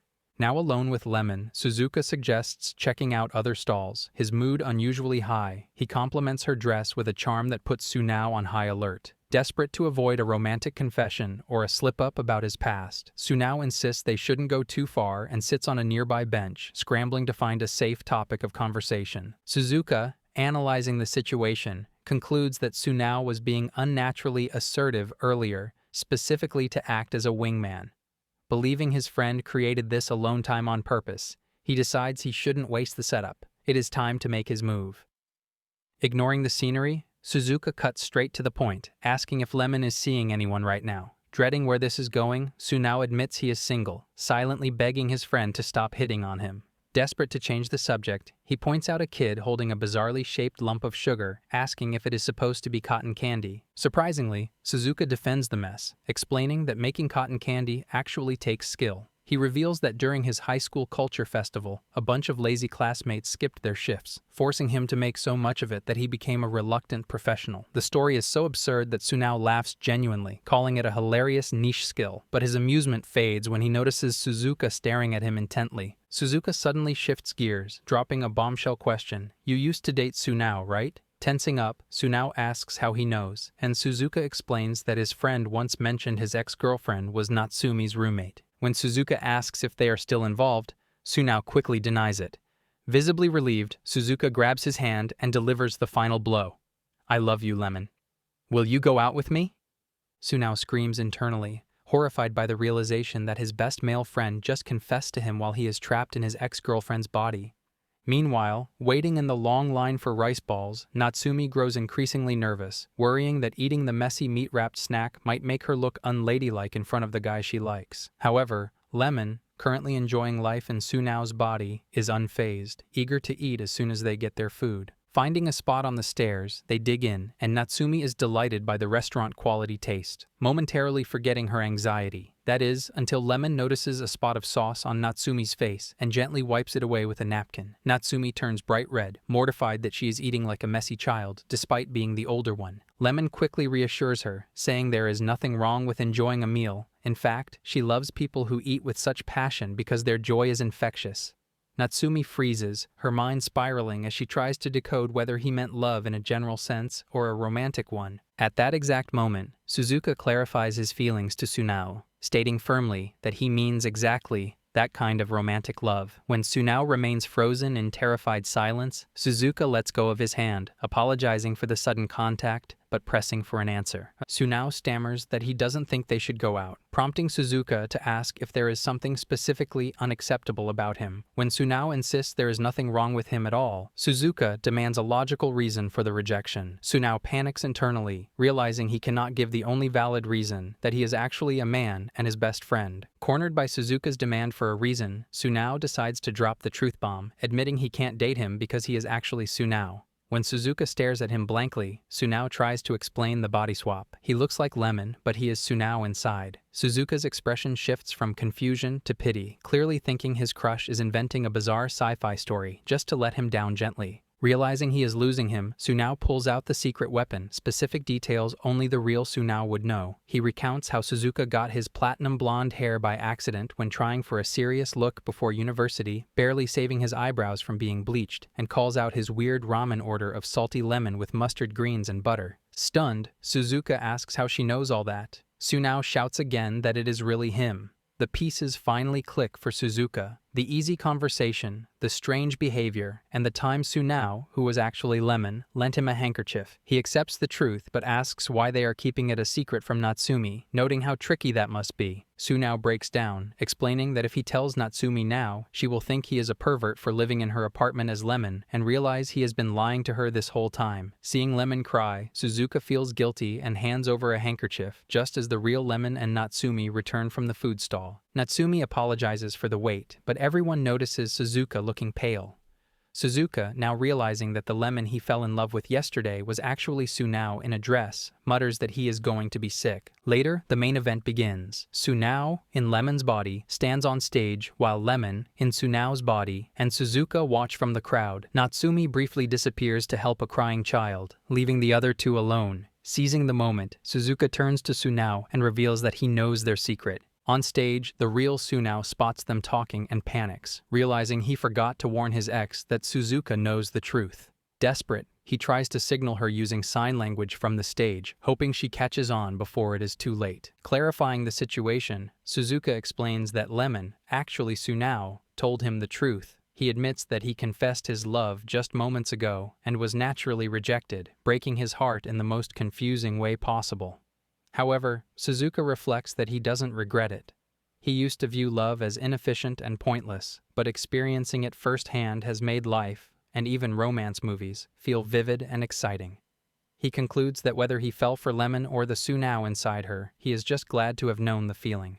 Lemon, currently in Sunao's body, blushes as she realizes the fan dynamic was actually a romantic crush. Far from being weirded out, she tells him she is honored and fully understands his perspective. She shares her own take. Love makes lyrics feel like they were written for you and provides a massive motivation boost, but it is equal parts heartbreak. Opening up, she confesses that she loved someone deeply in the past, but ruined the relationship herself. Although they have recently reconnected and are spending time together, she admits she is terrified of losing him again. Meanwhile, on stage, the real Sunao watches them talk with growing anxiety, wondering what they are discussing and where Natsumi disappeared to. Back in the audience, Suzuka listens to his friend's emotional pour-out and dryly advises him to stop doing the girly gestures while in a guy's body.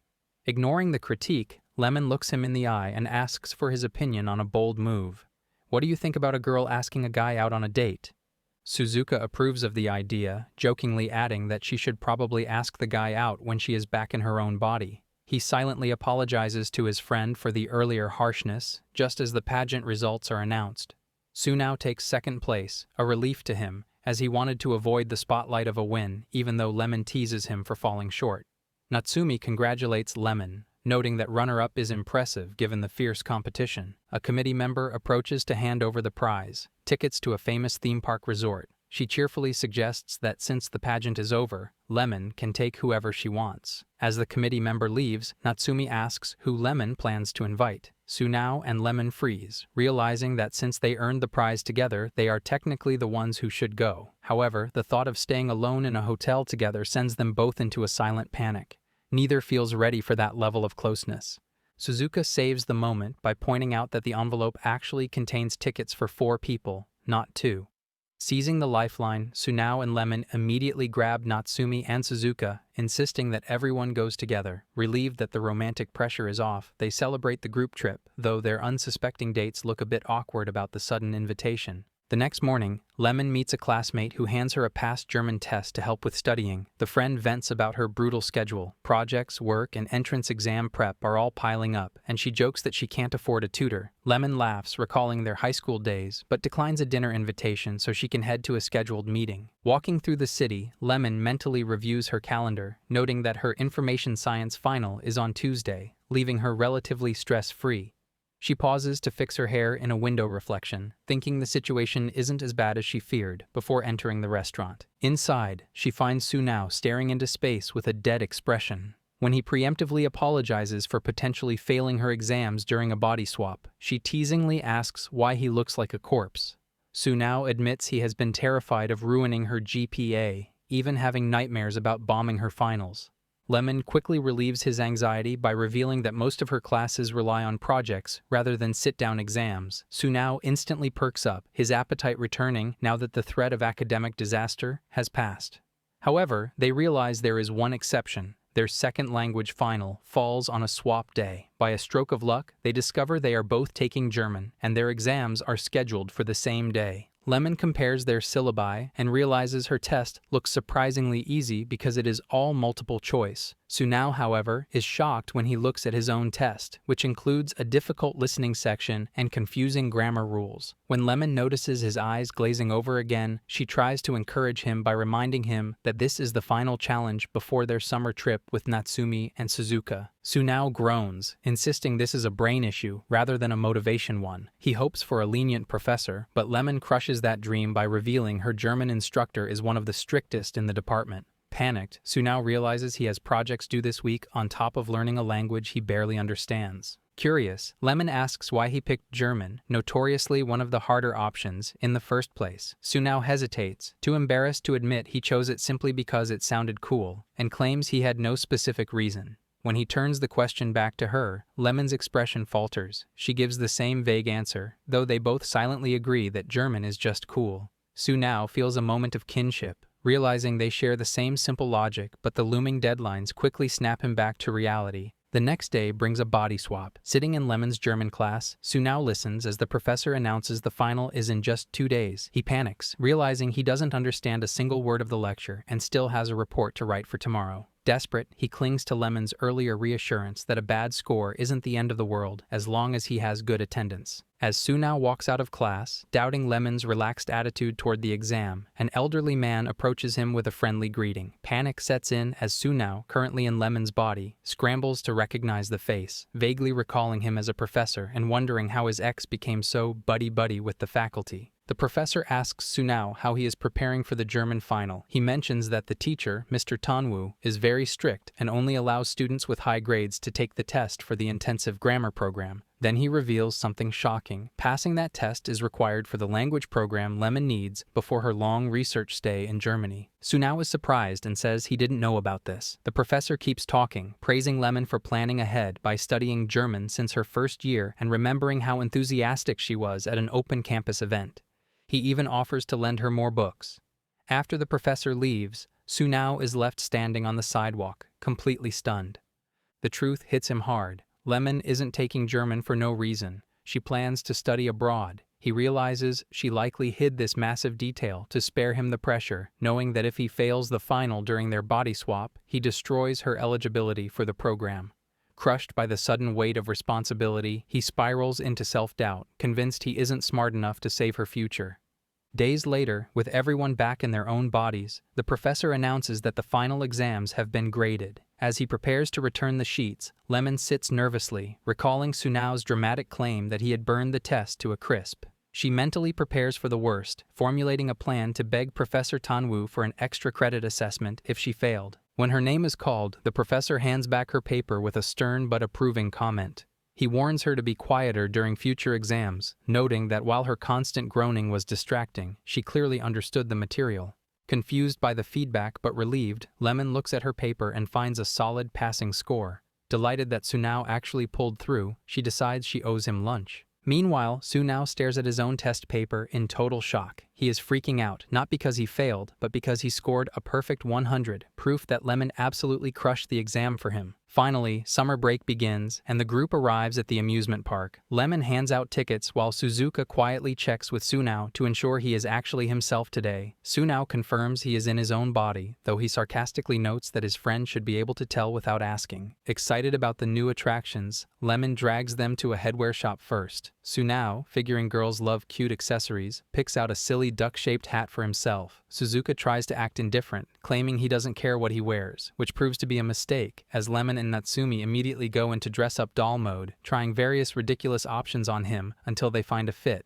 Next, the group heads to the roller coaster. Natsumi admits this is her first time on one, explaining that she didn't meet the height requirements the last time she visited as a child. Lemon excitedly says she wants to ride every coaster and jokes about holding Natsumi's hand, but Natsumi snaps that she's not a little kid. As the ride starts, all four friends cheer, but when the coaster slowly climbs the steep hill, Lemon grins in excitement while Sunao starts to feel nervous and wishes he hadn't acted so brave. As the coaster climbs higher, Natsumi begins to sweat profusely, realizing the drop is far steeper than she anticipated. Panic-stricken, she asks if she can get off, but Sunao gently breaks the news that there is no escape now. Seeing her shaking, he tries to comfort her by offering his hand, though he immediately second-guesses himself, worrying he might come across as a creep. Natsumi almost accepts but hesitates, convincing herself he must be joking.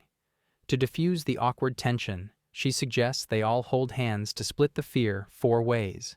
Lemon enthusiastically agrees and grabs Sunao's hand, but when she reaches for Suzuka, he instinctively pulls away. Confused, Lemon asks what is wrong. Suzuka mutters that his brain hasn't moved on yet, referencing his confusing crush on Sunao, but internally sighs that she is as dense as a rock. Before they can discuss it further, the coaster drops, sending them screaming down the track. By the time the ride finishes, the dynamic has completely flipped. Natsumi, previously the most terrified, is buzzing with excitement and ready to go again, while Sunao and Suzuka look completely exhausted. Looking for the next thrill, Natsumi points toward a massive, ominous building. Suzuka identifies it as the haunted house, and Sunao recalls hearing it might be the biggest in Japan, featuring multiple routes and exits. While Natsumi is eager to check it out, Sunao notices that Lemon suddenly looks hesitant and unusually quiet. Noticing her hesitation, Sunao asks if she wants to skip this one. Lemon tries to play it cool, smiling as she sits on a bench, and claims she would rather wait for the parade. Sunao points out that the parade is still 3 hours away and argues it would be a shame to split up. But Lemon finally snaps. She admits she is terrified, but insists they go without her, so she doesn't ruin their fun. Realizing there is no changing her mind, Natsumi accepts the decision, and the remaining 3 head inside the haunted house. Natsumi marvels at the realistic dirty walls, while Suzuka comments on the creepy ambient sounds. A staff member instructs them to take a seat in the center of the room, noting that there is an exit available for anyone who has had enough frights. Suzuka turns to head deeper inside, only to realize someone is missing. He looks back to see Sunao already walking out the emergency exit, flashing a thumbs up and wishing them luck before disappearing. Left alone with Suzuka, Natsumi starts to regret the decision, worrying that if even the boys were too scared to handle it, maybe coming here was a terrible idea. Lemon wanders through the crowd, trying to retrace her steps to the previous ride, when Sunao suddenly catches up to her. Surprised, she assumes he bailed on the haunted house out of fear, but he shakes his head and reveals the real reason he followed her. He knows she lost her cell phone. He explains that he noticed she wasn't wearing it anymore, likely leaving it in the roller coaster locker. Correctly deducing that she snuck off to find it without ruining the group's mood, he decided to join her so she wouldn't be stranded without a way to contact them. He adds that he knew she wasn't actually scared of the haunted house because she has always loved horror movies. Lemon admits he read her like a book, blushing furiously as she follows him.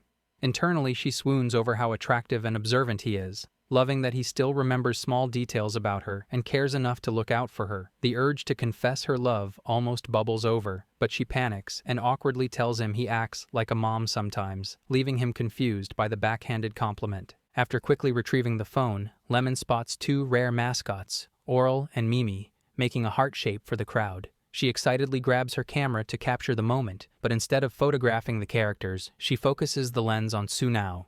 When he asks if she got the shot as the mascots leave, she lies and says yes. However, she secretly decides not to post the picture on her story, realizing that framing him against a heart background would definitely imply he is her boyfriend. Moments later, Suzuka and Natsumi return, looking pale and shaken from the haunted house. With the group reunited, they decide to shake off the fear and head to the next attraction, the spinning teacups. Lemon excitedly mentions seeing the rare mascots together and pulls out her phone to prove it. Natsumi swipes through the gallery, impressed by the luck, until she pauses on a specific photo, a candid, loving shot of Sunao standing in front of the heart background. Realizing her mistake, Lemon panics and instinctively snatches the phone away, turning bright red. Natsumi stares at her, confused by the sudden defensive reaction. Lemon stammers an apology, mentally trying to convince herself that taking pictures of friends is normal, but her flushed face tells a different story. Desperate to escape the awkwardness, she points out that the line is moving and loudly asks if anyone is hungry. Suzuka, who stayed silent during the exchange, watches the scene unfold with a knowing look.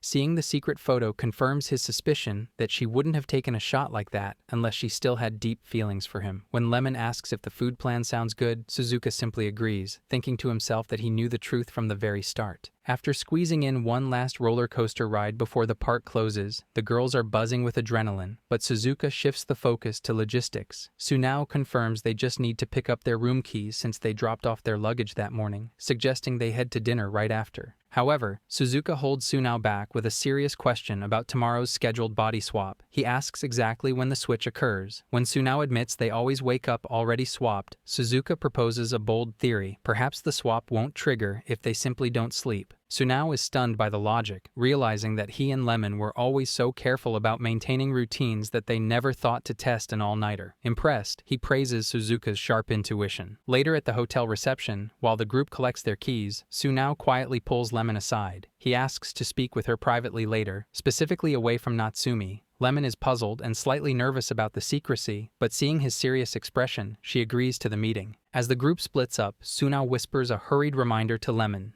They will talk later when the time is right. The vague request sends Lemon into a tailspin. Throughout dinner, and while drying her hair, she obsesses over the upcoming meeting, terrified of what he might want to discuss. Later, standing at the vending machine, she frets over having forgotten her hair mist, paranoid that she might not smell good enough for such a serious conversation. Suddenly, Suzuka approaches from behind, startling her so badly she nearly jumps out of her skin.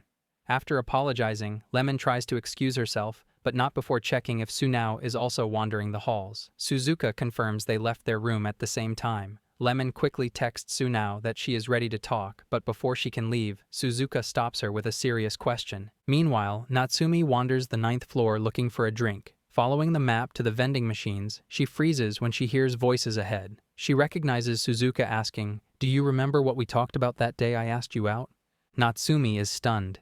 She had no idea Suzuka had romantic feelings for Lemon, let alone that he had already confessed. Realizing she has walked into a heavy, private moment, she frantically thinks she should retreat before she is caught eavesdropping. Unaware of the audience, Lemon recalls the conversation from the school festival. She is mortified that she spilled her whole life story to him back then, but Suzuka waves it off. He cuts straight to the chase. "That guy you love? It is Sunao, isn't it?" Lemon panics, practically shouting for him not to tell. Suzuka promises he won't, but his accuracy leaves Lemon terrified. If he figured it out so easily, her feelings must be painfully obvious to everyone. Before Suzuka can offer advice, Lemon blurts out the truth. She still loves Sunao and wants to get back together. She immediately second-guesses herself, worrying that she sounds possessive or that it might be too soon, but Suzuka reassures her. He points out that since it has been a while since the breakup, the fact that she still loves him proves her feelings are genuine. Lemon explains her hesitation. She knows she can't just walk up to Sunao and confess, because he wouldn't simply pick up where they left off. She feels she needs to earn it, to show him she has changed, and make him fall in love with her all over again. She admits she might just be procrastinating out of fear, but Suzuka tells her that reaction is perfectly normal. Suddenly, her phone vibrates with a call from Sunao. Lemon apologizes and excuses herself to head back. Before leaving, she flashes a smile and asks Suzuka to keep their conversation a secret. The expression catches him off guard, leaving him blushing and flustered as he agrees to stay silent. Lemon hurries to the rooftop garden, apologizing for the delay. Sunao, sitting on a bench, waves off the apology and invites her to sit. He explains that Suzuka had a theory earlier. Since they always wake up swapped, the trigger might be sleep itself. Therefore, if they don't sleep, they might not swap. He looks at her seriously and proposes his plan. Tonight would be a good time to try staying up all night together. Sunao treats this as a scientific experiment, but Lemon completely misinterprets the suggestion. Her face explodes into a bright red blush as her mind jumps to romantic implications. Oblivious to her train of thought, Sunao shouts in confusion, asking why she is suddenly hiding her face. Lemon sighs, admitting she is just disappointed. Sunao, completely missing the point, asks if he said something wrong. She waves it off, blaming her own shallowness for hoping his invitation to stay up all night meant something romantic rather than a scientific experiment. Refocusing on the plan, Lemon suggests informing Suzuka and Natsumi, joking about a pillow fight party. However, deciding not to wake the others, she proposes they just hang out on the rooftop garden for a while longer. Sunao agrees, happy to kill time. As they sit together, Lemon realizes she needs to make a move, or she will never tell him how she feels. She asks point blank, "Hey Sunao, do you have anyone you like?" Sunao freezes, fidgeting nervously. His mind races. He absolutely cannot admit that he has a crush on her roommate, Natsumi. Desperate to dodge the bullet, he claims it is just small talk and quickly pivots, asking her about her college life instead. Lemon calls him out for digging his way out of the question but plays along, mentioning she recently made a new friend. Time drifts by, and the clock inches toward midnight. The exhaustion of a full day at the theme park catches up to them. Sunao notices Lemon nodding off and tries to tell her to wake up, but his own eyelids are too heavy. Despite their grand plan to stop the body swap, they both fall asleep side by side on the bench. Unbeknownst to them, they are not alone. From the shadows of the nearby bushes, someone is watching them sleep. Natsumi peeks into the empty hotel room, wondering aloud where Lemon and Sunao have disappeared to. Suzuka, knowing full well they are on the roof, quickly covers for them by lying that they went to the convenience store. Deciding she needs to buy something anyway, Natsumi suggests looking for them on the way. Suzuka immediately offers to join her, admitting he is worried. While he is actually worried about the body-swapping pair getting caught, Natsumi misinterprets his concern as romantic interest in Lemon. As they wait for the elevator, Natsumi's mind races. She wonders if Suzuka and Lemon are secretly dating. If they were, wouldn't Lemon have told her? Or maybe it is too awkward to admit. The curiosity burns, and she considers just asking him directly. However, she stops herself as a memory surfaces. She recalls a conversation with her friend Miho, who recently quit a job after only 2 months. Miho had furiously complained about a manager who refused to respect her boundaries, constantly prying into her love life and asking uncomfortable questions about her ex-boyfriend just days after she was dumped. Miho had wished there was a law against such intrusive behavior. Realizing that asking Suzuka about his private feelings would make her just as bad as that manager, Natsumi swallows her questions, deciding it is better to stay silent than to be nosy. Recalling her friend's vow to set her manager's arm hair on fire for prying, Natsumi decides she refuses to be that kind of person. She resolves not to ask Suzuka about his rejection or feelings for Lemon, fearing it would just make things awkward. Instead, she decides to offer silent support. She pats him on the shoulder, gives him a firm thumbs up, and tells him she is rooting for him. Suzuka stares at her, completely baffled by the sudden encouragement and the mysterious smile. When they finally reach the rooftop, they find Sunao and Lemon sound asleep on the bench. Suzuka is annoyed, remembering Sunao's grand speech about staying awake to find the trigger, only to see him passed out cold. However, his annoyance turns to speechlessness when he notices Lemon resting her head affectionately on Sunao's shoulder. Suzuka tries to shake Sunao awake, but he is out like a light. Realizing they won't wake up, Natsumi suggests they carry them back to their rooms piggyback style. The next morning at the restaurant, the body swap has occurred as usual. Sunao, now in Lemon's body, declares the experiment a total bust. When Suzuka snarkily remarks that they just needed to not sleep, Sunao snaps back defensively. He insists it wasn't a lack of willpower. He felt an overwhelming wave of drowsiness hit him, leading him to theorize that the phenomenon might actually force them to fall asleep to facilitate the swap. Suzuka grumbles about having to physically carry Sunao back to their room the previous night, asking why his friend is wandering around in public instead of staying hidden. Sunao defends himself, explaining that just because he is in a different body doesn't mean he can stop living. He adds that Suzuka is the only person he can truly relax around, so he prefers hanging out with him over hiding in isolation. Suzuka sighs, warning him that he sucks at pretending to be Lemon. He critiques Sunao's speech and mannerisms, pointing out that his facial expressions are too harsh. He insists Lemon has a softer look. Trying to prove him wrong, Sunao intentionally softens his features into a cute expression. Suzuka immediately looks away to hide his blush, thinking cute, but verbally dismisses it with a dry, "You pass." Frustrated by the critique, Sunao steers the conversation back to stopping the body swaps. Suzuka suggests the classic movie trope of headbutting each other to reverse the effect. Sunao is willing to try, but Suzuka quickly retracts the idea, realizing that since Sunao is currently in Lemon's body, a headbutt would only injure her. Instead, Suzuka teasingly suggests Sunao should just hit his own head. Sunao snaps back, refusing to give himself bruises for a joke. Checking the time, Suzuka realizes he has to go and leaves the table. However, they were not alone. From a distance, Natsumi has been watching them closely for the last 20 minutes. Seeing their comfortable chemistry and intimate conversation, she smiles to herself, convinced her theory is correct. I totally called it. The story shifts perspective to Rika, the girl who had previously eavesdropped on Lemon and Suzuka at the restaurant. As she finishes her shift, a co-worker thanks her profusely for filling in, noting that no one else wanted the morning slot. The woman offers to heat up a staff meal for her, but Rika declines, explaining she has to run a quick errand on campus. Grabbing a piece of bread for the road, she heads out. Behind her back, the staff praise her as a model employee, polite, hardworking, smart, and a fast learner. Meanwhile, at the university, the film club president is in a foul mood. Sunao, currently in his own body and burdened with bags of trash, asks why he is doing all the heavy lifting while the prez just stands around pouting. The prez snaps at the freshman not to give him lip, insisting he isn't pouting. He is desperate and in need of some love. Sunao sighs at the dramatics, correctly guessing that the president is depressed because barely anyone volunteered to help clean the club building. The prez gets defensive, shouting that the low turnout is strictly because of summer break, not because he lacks friends. Ignoring Sunao's lack of interest, the prez launches into the real reason for his misery: a date he had yesterday with a girl from a dating app. He explains that she was sweet and cute, and they seemed to click immediately. However, the date took a turn when she suggested a specific bar nearby. The prez agreed, only to find out too late that the drinks were an absolute ripoff. He ended up blowing his entire paycheck, which he only received 2 days ago, and his meager savings on the scam. Sunao silently pities the guy, but the prez isn't done. He starts shouting warnings about how dating apps are full of scams and shady businesses. He then oddly begins projecting his own specific failures onto Sunao, accusing the freshman of buying a month of premium, canceling the subscription, and then making up dumb excuses about only using the app to compete with friends. Sunao points out that the prez is clearly just talking about himself. Unfazed, Sunao asks if they can just finish taking out the trash so he can join the others for lunch before they leave. Offended, the prez calls him cold, accusing Sunao of caring more about pulling the freshman card for a free meal than about his seniors' tears.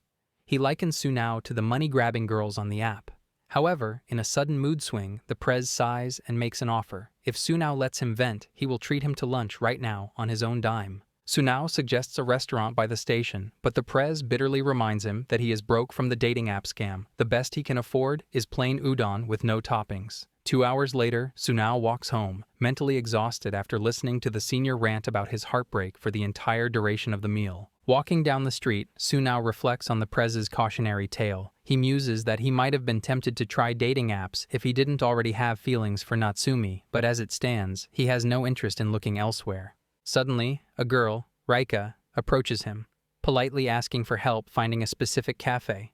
Sunao doesn't recognize the name, but when Rika dramatically sighs that she doesn't deserve to eat there if she can't even find it, he pities her.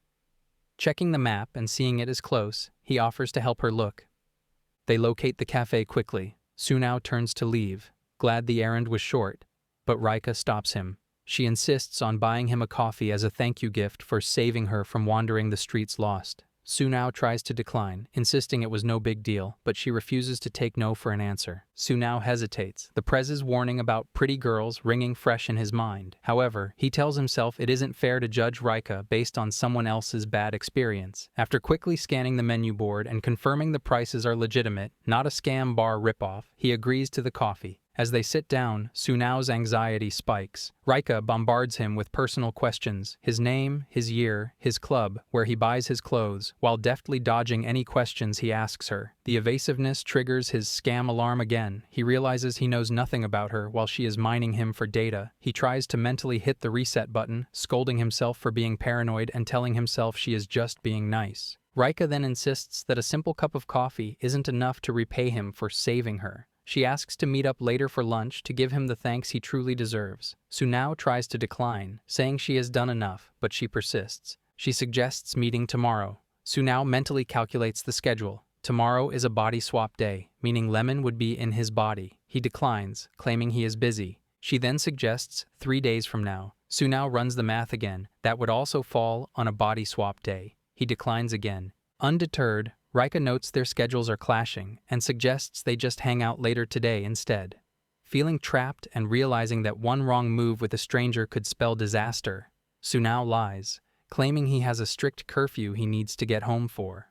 Rika immediately calls Sunao out on his lie, asking what kind of college student with his own apartment has a curfew. The specific detail sends a chill down Sunao's spine. He never told her he lived alone. Before he can process the slip-up, she pressures him into exchanging contact information to verify he isn't just blowing her off. Overwhelmed, Sunao excuses himself to the bathroom, where his panic spirals. He realizes Rika's knowledge of his living situation is a massive red flag. She must be a scammer or a stalker. Terrified that she now has his phone number, he decides to cut his losses and run. He rushes to the counter to pay his bill. Rika tries to stop him, but Sunao, assuming she is after his wallet, begs her to leave him alone because he doesn't have a lot of money. He then sprints out of the cafe, only to crash directly into Lemon on the sidewalk. As she asks why he is running, Rika catches up to them. Lemon is surprised, recognizing the girl immediately. "Rika, why are you with Sunao?" Our lad is confused that they know each other, but Rika smiles, confirming she and Sunao just met. Then, shocking both of them, she latches onto his arm and cheerfully declares that she believes that she's in love. Sunao and Lemon scream in unison. Here I am, know it's been a while. I was in denial about my love. Here I stand, I know I walked away.